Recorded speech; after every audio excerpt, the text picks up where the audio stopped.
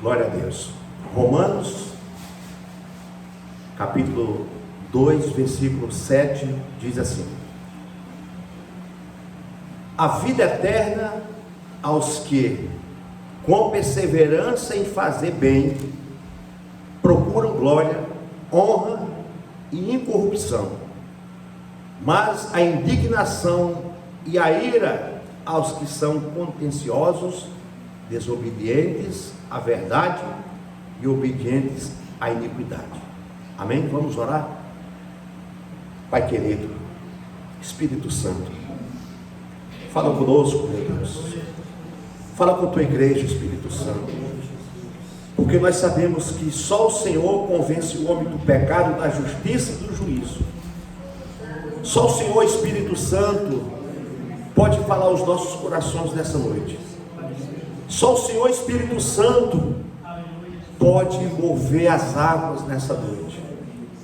Só o Senhor, Espírito Santo, pode mudar o nosso pensamento, a nossa atitude, o nosso comportamento. Só o Senhor pode nos purificar e limpar de todo o nosso pecado e iniquidade. Espírito Santo, fala com a tua igreja nessa noite, Senhor. Derrama graça em nossos corações, nos concede a cada um que aqui está o dom de pregar a tua palavra, o dom de pregar o evangelho de Cristo. Nos concede, meu Deus, os dons espirituais que a tua igreja necessita nos últimos dias enquanto estamos nessa terra. Senhor, usa cada irmão que aqui está. Usa, meu Deus, como vaso em tuas mãos, como instrumento em tuas mãos, ó Deus, e derrama em nossos corações alegria, avivamento, e que a tua palavra vá e produza resultados para a qual está sendo mandada, em nome de Jesus, amém. E o que crê diga glória a Deus. Pode sentar, queridos, em nome de Jesus. Glória a Deus. Louvado seja Deus.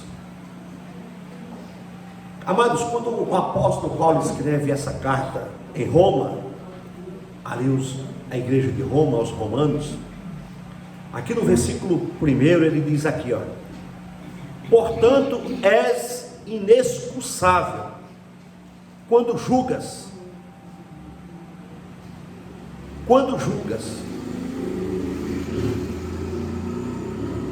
ó homem, quem quer que sejas, porque te condenas a ti mesmo naquilo em que julgas a outro, pois tu que julgas fazes o mesmo.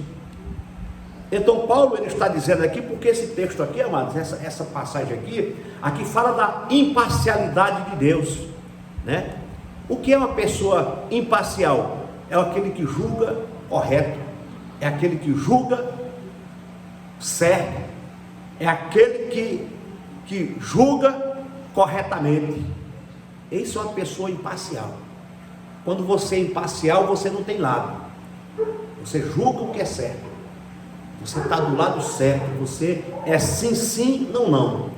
Quando você escutar uma pessoa falando assim, fulano é imparcial, isso é uma pessoa que julga correto, que faz as coisas certas, que olha do lado certo, que não tem lado, que não tem partido, mas é uma pessoa que olha para a verdade e julga conforme a verdade. Então, aqui nós vamos falar da imparcialidade de Deus, porque Deus, amados, Ele não faz acepção de pessoas.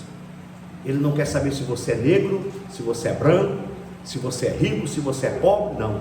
Deus, Ele julga com a verdade, Ele trabalha com a verdade, Ele age com a verdade e com a fidelidade daquele a qual Ele vai julgar. É por isso que Ele diz no versículo 1, portanto és inexcusável, né? Imperdoável, né?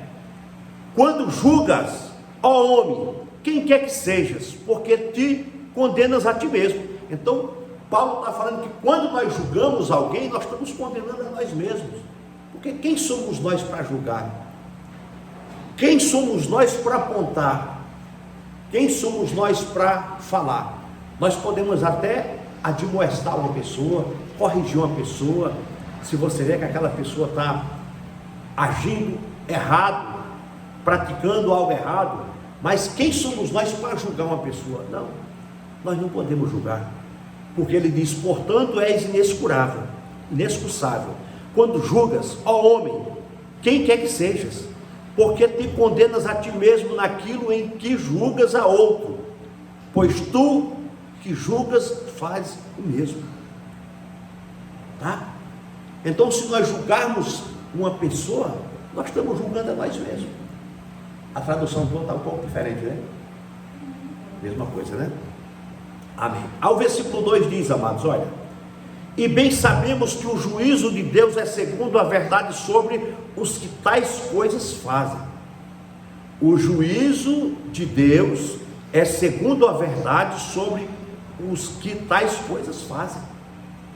Então Deus, ele julga segundo aquilo que fazemos. O que é que nós estamos fazendo? Correto? Certo?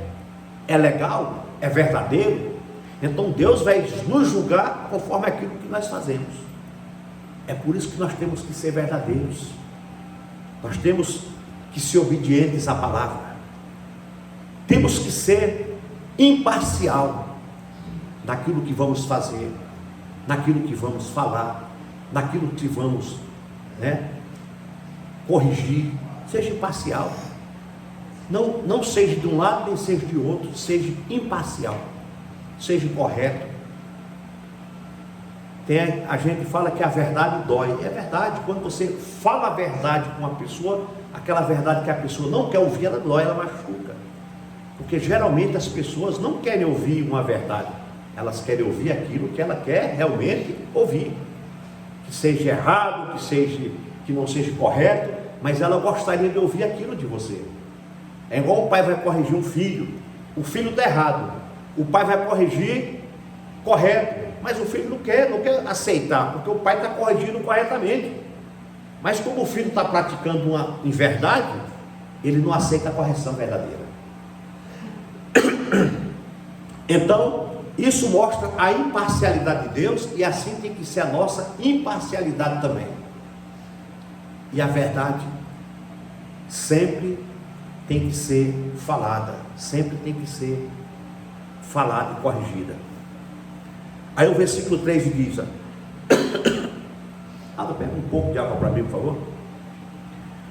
E tu, ó homem, que julga os que fazem tais coisas, cuidas que fazendo-as tu escaparás ao juízo de Deus? Ele aqui mais uma vez faz uma pergunta. Paulo mais uma vez ele faz uma pergunta para aqueles amados irmãos, para aquela igreja, para aquelas pessoas. Ele diz: e tu, ó homem, que julgas os que fazem tais coisas. Se nós estamos julgando aqueles que fazem tais coisas,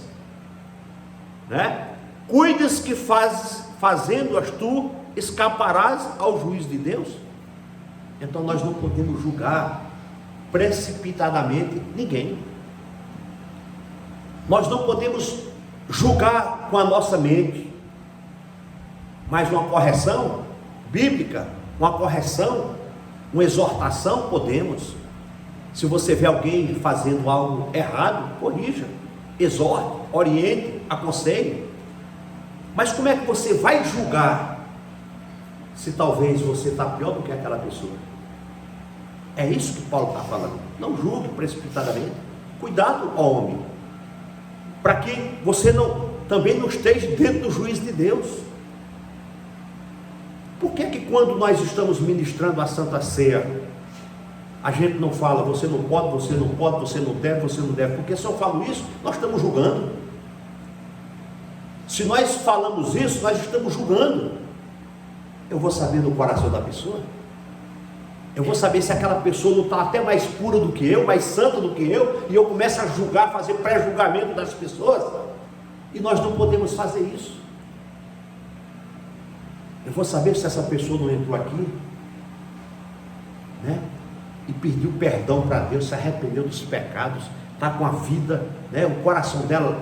Aí eu vou começar a fazer pré-julgamentos? Não, isso não pertence a nós, o julgamento, mas a Deus. É por isso, amados, que quando ministramos, nós não falamos: olha, você não pode, você não deve, você não pode. Não podemos fazer isso. Tá? O próprio texto diz sobre o julgamento, que nós não podemos julgar as pessoas, como esse texto Paulo está falando sobre o julgamento, que às vezes você aponta para as pessoas e você não sabe se aquela pessoa realmente, ou se você está fazendo um pré-julgamento da pessoa erradamente. Aí o versículo 4 diz: ou despreza tu as riquezas da benignidade e paciência e longanimidade, ignorando que a benignidade de Deus te leva ao arrependimento? Então, a benignidade de Deus, a benevolência de Deus, o amor de Deus é que nos leva ao arrependimento. Se nós estamos aqui hoje, é porque o amor de Deus nos alcançou. Se nós fomos para Limeira ontem, é porque o amor de Deus nos levou até lá. O amor de Deus é que nos une. O amor do Espírito Santo é que nos aproxima um do outro, porque nós somos membros do corpo de Cristo, nós somos corpo de Cristo, nós somos a igreja de Jesus. E quando nós nos reunimos para melhor e não para pior. Então é isso que acontece, igreja. É nós deixarmos nos envolver com a palavra, com o entendimento, e o Espírito Santo cuidando de cada um que aqui está, do jeito que Ele quer, da maneira que Ele quer, usar cada um do jeito que Ele quer. Um Ele usa de um jeito, outro Ele usa do outro, mas todos é membro do corpo de Cristo. Amém? Ao versículo 5 diz: mas segundo a tua dureza e teu coração impenitente entesoura ira para ti no dia da ira e da manifestação do juízo de Deus. Mas segundo a tua dureza de teu coração impenitente entesoura ira para ti no dia da ira e da manifestação do juízo de Deus. Quantos irmãos estão entesourando ira dentro do coração? Quantos estão entesourando amargura, tristeza, ressentimento? Não conseguem buscar o Espírito Santo e dizer: Senhor, tira esse coração de pedra e coloca um coração de carne em mim. Porque Tiago, no capítulo 5, no versículo 3, eu vou ler para vocês, que diz assim: o vosso ouro e a vossa prata se enferrujarão, e a sua ferrugem dará testemunho contra vós, e comerá como fogo a vossa carne, entesourastes para os últimos dias. Aqui Tiago está falando dos ricos, porque ele começa aqui no versículo 1, diz assim, ó: eia, pois, agora vós ricos, chorai e pranteai por vossas misérias, que sobre vós hão de vir. As vossas riquezas estão apodrecidas, e as vossas vestes estão comidas de traça.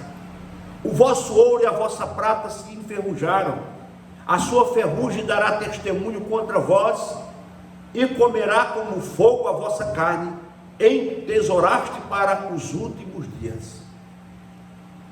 Então você veja que quando o homem é um homem de coração duro, que não se arrepende, que confia nos seus bens, que confia na sua riqueza, que acha que não depende de ninguém, nem de Deus, aí o apóstolo Tiago dá essa orientação aos maus ricos, que entesoura, que não se arrepende, que não tem amor no coração.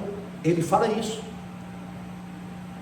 Não quer dizer que todos os ricos vão para o inferno, não é isso, mas aqueles que são avarentos, aqueles que não abrem a mão para ajudar, aqueles que entesouram, aqueles que não se arrependem no seu coração, o apóstolo Tiago dá uma orientação para eles: cuidado, porque tudo isso que você tem é ferrugem, e esse ferrugem vai te contaminar, porque isso vai te levar não para o céu, mas para a perdição.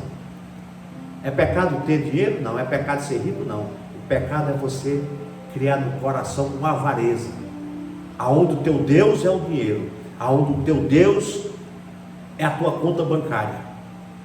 É isso que é o problema.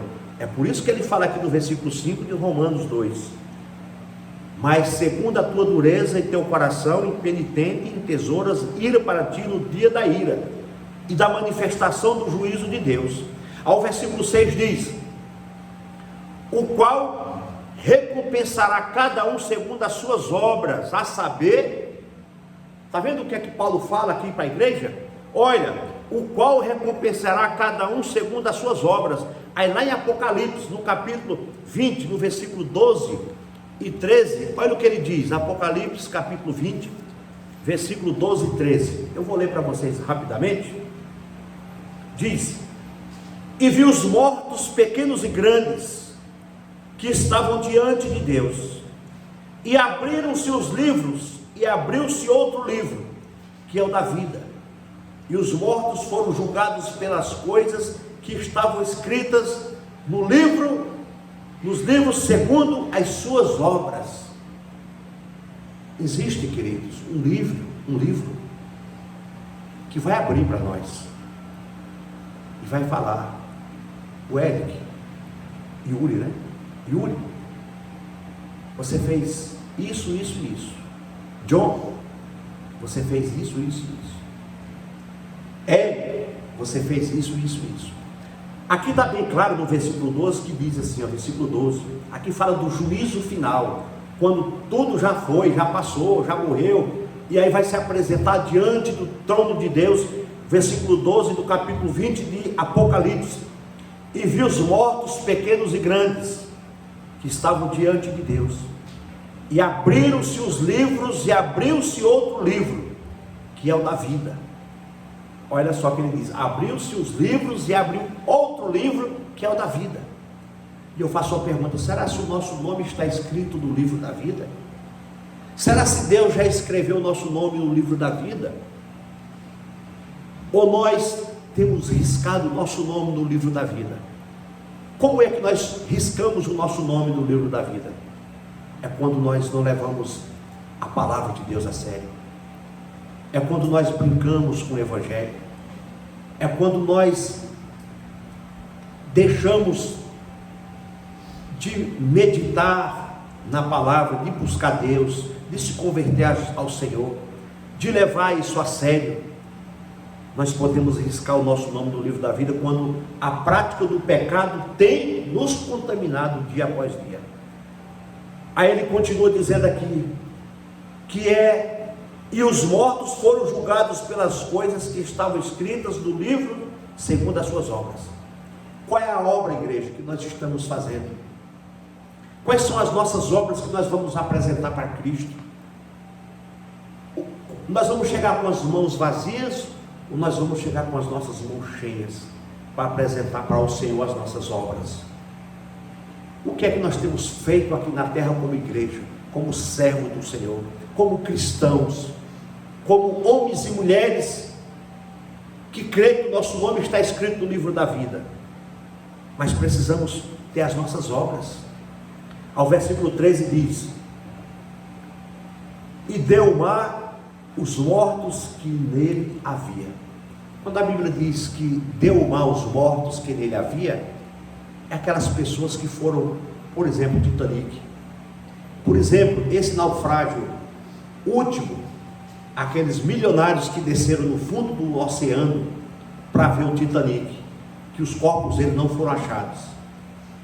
Esses que estão no fundo do oceano, desde quando o mundo é mundo, desde o primeiro século, pessoas que foram morrendo nos oceanos Atlântico, Pacífico, todos, pessoas que desapareceram, avião que caíram, que está no fundo do oceano. A Bíblia diz que, versículo 13, e deu o mar os mortos que nele havia.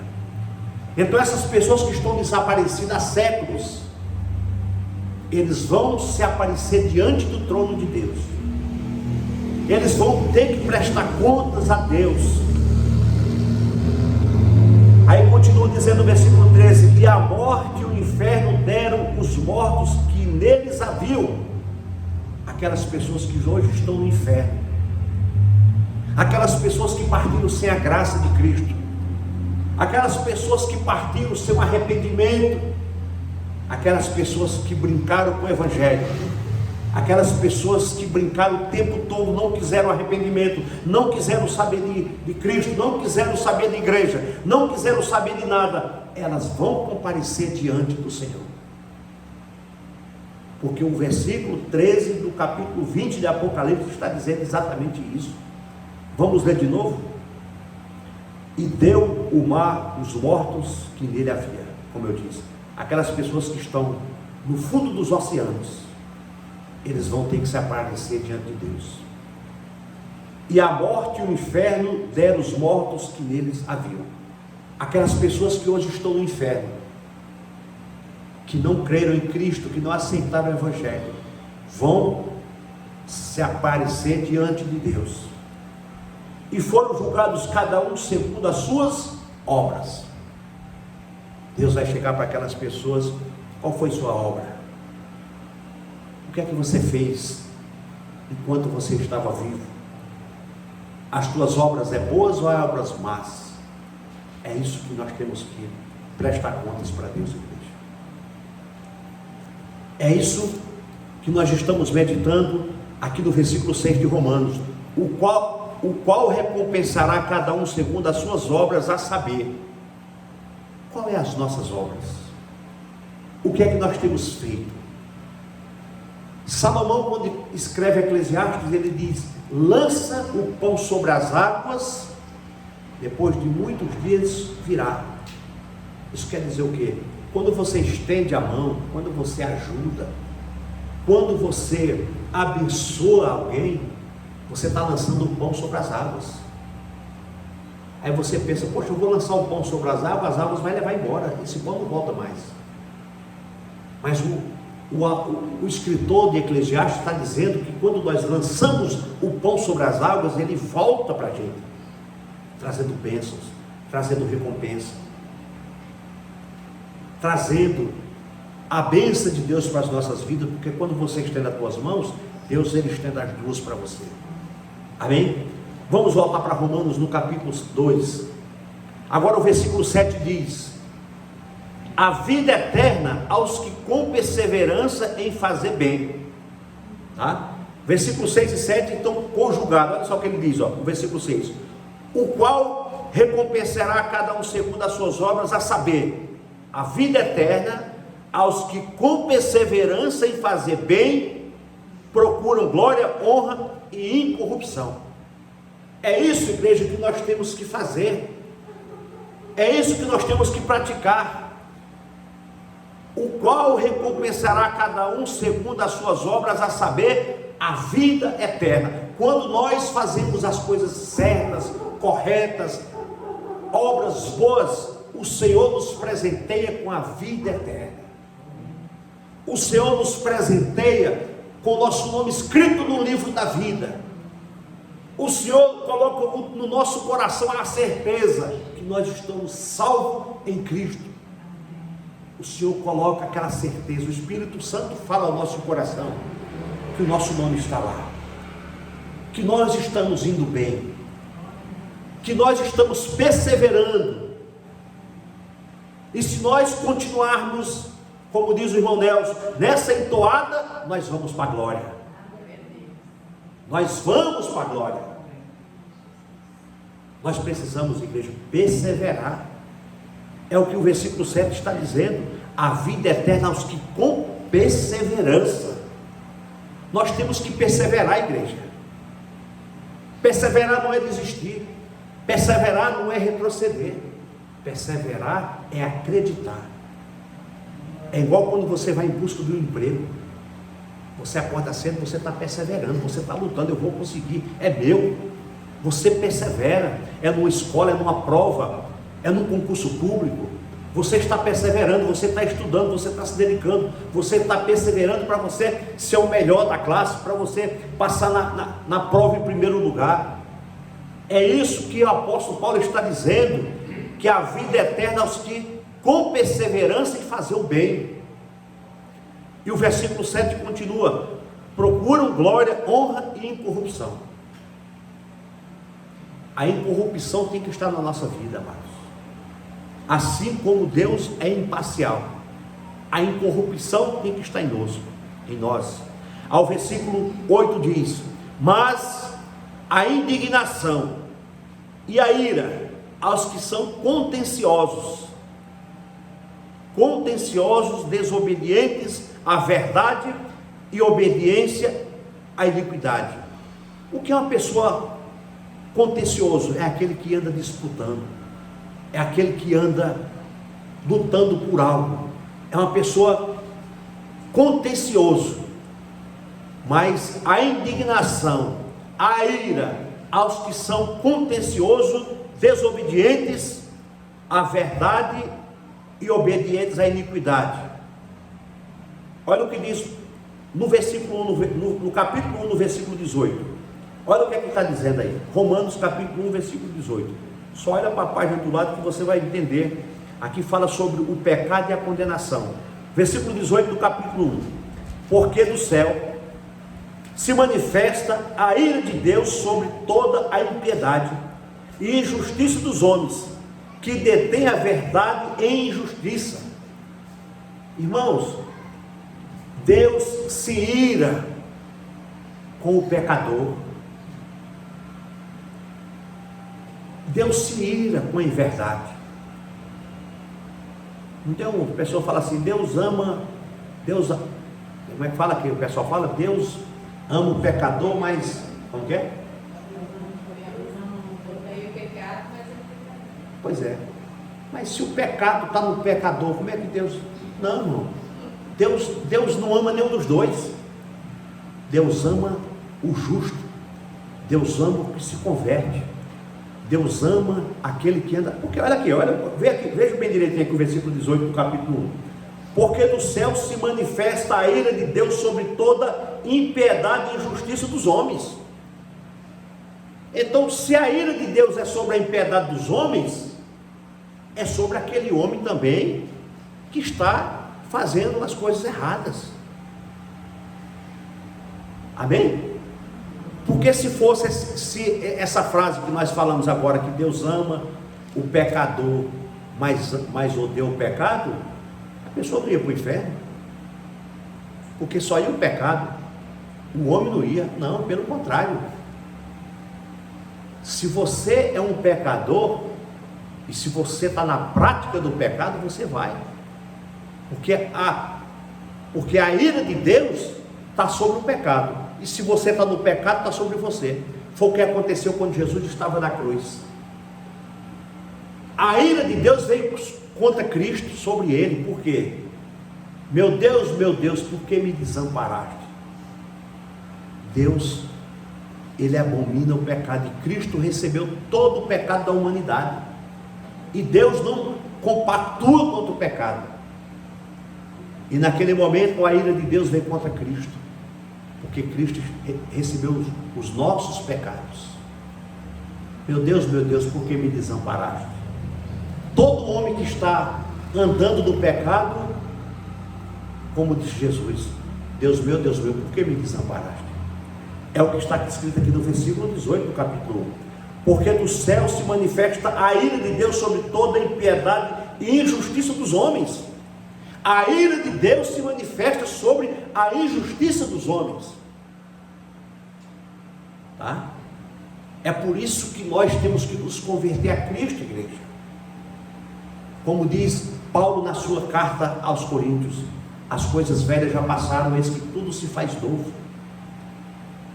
Nós também lá atrás, Deus olhava para a gente, não com os bons olhos, porque você estava na prática do pecado, mas hoje as coisas velhas já passaram. Hoje o Senhor olha para nós com amor, com os olhos de misericórdia, como filhos, como cordeiro, como aquele que vai entrar na glória, como aquele que o nome está escrito no livro da vida. Deus tem cuidado de cada um de nós. Não é assim que está falando aqui no versículo 7 de Romanos 2, versículo 8, né, que nós lemos? Mas a indignação e a ira aos que são contenciosos, desobedientes à verdade e obedientes à iniquidade. Então veja que a ira de Deus está sobre aqueles que estão desobedecendo à vontade de Deus. É por isso, queridos, que nós temos que nos atentar para esses detalhes, Fica esperto com essas frases. Deus ama o pecador, mas abomina o pecado. Não, irmãos. Deus detesta os dois. Porque como é que Deus vai amar uma pessoa que ele está praticando o pecado todo o tempo? Então, não tem lógica. Se o versículo 8 aqui está dizendo aqui, medite nesse versículo. Mas a indignação e a ira aos que são contenciosos, homens que andam disputando, desobedientes à verdade e obedientes à iniquidade. As pessoas desobedecem à verdade, mas obedecem à iniquidade, o pecado, a transgressão, o erro. É isso que Paulo está dizendo. Amém? Ao versículo 9 diz: tribulação e angústia sobre toda a alma do homem que faz o mal. Está vendo o que é que Paulo está dizendo aqui no versículo 9? Tribulação e angústia sobre toda a alma do homem que faz o mal. Primeiramente, rapaz, esse negocinho faz um barulho que eu estava aqui surdo já. Melhorou, viu? Eu estava aqui gritando aqui. Versículo 9: tribulação e angústia sobre toda a alma do homem que faz o mal, primeiramente do judeu e também do grego. Isso quer dizer o quê? Que Deus não faz acepção de pessoas. É o versículo seguinte. Não importa para Deus se é judeu, se é grego, né? Não importa para Deus qual é a origem da pessoa. Se ele for desobediente para Deus, a tribulação e a angústia sobre a alma do homem que faz o mal. Então, amados, não faça o mal, faça o bem. Tenha boas obras, obras de justiça, não de iniquidades. Nós estamos aprendendo hoje aqui algo precioso da parte de Deus para as nossas vidas. O Espírito Santo está nos mostrando hoje uma palavra maravilhosa, aonde nós precisamos andar em obediência ao Evangelho de Cristo, à palavra do Senhor. Porque você está vendo aqui no versículo 10, no versículo 9, tribulação e angústia sobre toda a alma do homem que faz o mal. Por que é que você vê pessoas atribuladas lá fora? Você vê pessoas sendo maltratadas, pessoas sendo angustiadas, pessoas que você olha para a pessoa e fala assim: poxa vida, esse cara, o cara tem dinheiro, o cara tem uma vida boa, o cara tem um bom trabalho, mas só vive angustiado, só vive mal, só vive daquele jeito. Por quê? Porque a ira de Deus, a tribulação de Deus é contra o mal que está na vida daquela pessoa, e aquela pessoa não quer se libertar. A pessoa escuta, ouve, mas não quer se libertar. Então o versículo 9 diz: tribulação e angústia sobre toda a alma do homem que faz o mal, primeiramente do judeu, também do grego. Isso quer dizer o quê? Do judeu e de qualquer pessoa, do gentio, que somos nós, grego. Qualquer pessoa, amados, que se afasta do Senhor, a alma dessa pessoa é angustiada, é amargurada. Ao versículo 11 diz: porque com Deus não há acepção de pessoas. Está aí. Deus é imparcial. Deus, ele não faz acepção de pessoas. Não, vou cuidar dos judeus, que é o povo escolhido. Não, Deus não faz isso. Eu vou cuidar do povo de Israel, que eu tenho uma promessa para eles. Sim, tenho uma promessa para aqueles que aceitarem e receberam Cristo como Salvador da vida deles. Assim como nós gentios, Deus vai cuidar daqueles que se converteram ao Senhor Jesus. Ele vai cuidar de nós como igreja amada de Jesus. E para aqueles que não obedecem, a ira está sobre eles. É a palavra que está dizendo. Olha o que diz o versículo 16 de Romanos 1. Olha o que diz o versículo 16 do capítulo 1 de Romanos: porque não me envergonho do Evangelho de Cristo, pois é o poder de Deus para a salvação de todo aquele que crê, primeiro do judeu e também do grego. Amém? Lê, irmã Grazi, a tua Bíblia é atualizada, lê nessa versão tua aí, Grazi. O versículo 16 primeiro capítulo de Romanos. Nós estamos no capítulo 2, agora você vai para o capítulo 1. Leia bem em voz audível aí. Versículo 16. Tradução. Porque não me envergonho do Evangelho de Cristo, pois o poder de Deus é a salvação de todos aqueles que primeiro dos judeus também dos judeus. Está a mesma tradução, né? Pronto, está a mesma tradução. Então, é isso aí. Olha o que diz: porque não me envergonho do Evangelho de Cristo, pois é o poder de Deus para a salvação de todo aquele que crê, primeiro dos judeus, também do grego. Ao versículo 17 diz: porque nele se descobre a justiça de Deus de fé em fé, como está escrito, mas o justo viverá pela fé. Amém? Aí você volta lá para o capítulo 2, para nós encerrarmos. Versículo 11, vamos encerrar aqui. Porque para com Deus não há acepção de pessoas. Deus não olha para a tua cor, Deus não olha para a conta bancária, Deus não olha para a tua posição, Deus não olha para o local que você mora, Deus olha para o teu coração. Deus olha se você é justo ou injusto. A ira do Senhor está sobre aqueles que praticam o mal, está sobre aqueles que praticam a injustiça. Como nós lemos agora, nós vamos prestar conta diante de Deus. Talvez muitos vão ser salvos, mas não vai ter galardão, porque simplesmente cumpriram a sua missão de ser crente. Vai ser salvo, mas tem aqueles que vão receber os galardões. Tem aqueles que já estão com a coroinha cheia de pedras, que vai ser separados, né? Então é assim que funciona o galardão. Deus vai chegar para... Imagina o apóstolo Paulo se apresentando diante de Deus, imagina Pedro, imagina os apóstolos, imagina esses homens que desde o primeiro século até o século 21 que nós estamos, homens que deram a vida, homens que realmente se entregaram ao Evangelho de Cristo, porque o próprio Evangelho diz: aquele que deixa pai e mãe, mulher, marido, filhos, tal, por amor de mim, receberá 100 vezes mais. Imagina o galardão desses homens, queridos. Imagina o galardão daqueles pescadores que Jesus segue, abandonaram as redes, abandonaram os peixes, abandonaram a casa e seguiram Cristo. Já pensou, queridos? O galardão daqueles que estão pregando a palavra, sendo humilhados, sendo açoitados, apontados, difamados, persistindo. Por isso que nós lemos aqui no versículo onde é que fala aqui da perseverança. Nós lemos aqui, o vento levou aqui. Aqui no versículo 7. A vida eterna aos que com perseverança em fazer o bem. Igreja, continue perseverando.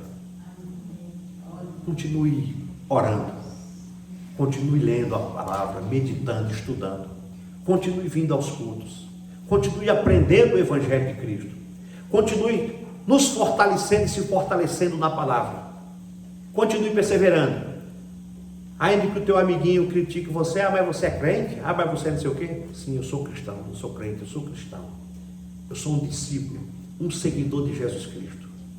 Continue, amados, pregando o Evangelho, ganhando almas para Cristo, falando do reino de Deus que está próximo, falando para as pessoas: arrependei-vos porque Jesus está voltando. Falando para as pessoas, para que essas pessoas também sejam tocadas pelo Espírito Santo, para que essas pessoas sejam cheias da presença do Espírito Santo.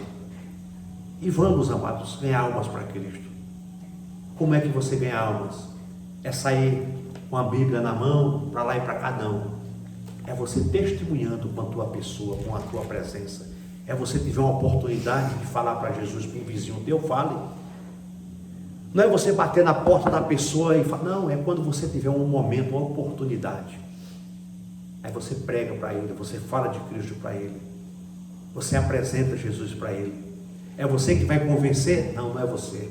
É o Espírito Santo que vai convencer ele, como o Espírito Santo nos convenceu, como o Espírito Santo nos trouxe aqui.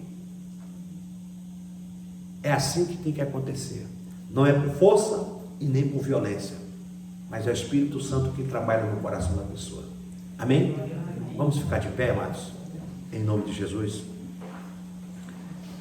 Louvado seja Deus, em nome de Jesus. E para nós fechar o vídeo, e a Deus toda glória.